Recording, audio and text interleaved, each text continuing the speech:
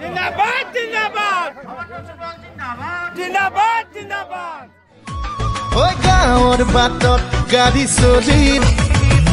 গাঁৱৰ শাসনৰ ভাত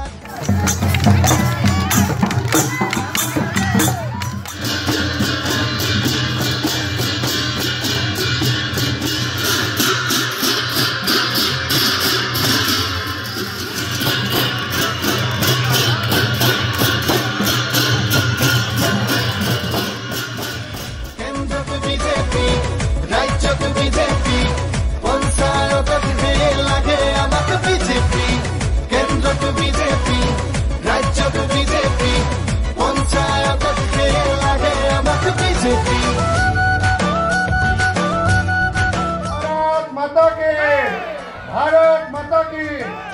এইখন ভাৰতবৰ্ষত প্ৰতিগৰাকী নাগৰিক যেতিয়া শক্তিশালী হ'ব স্বাৱলম্বী হ'ব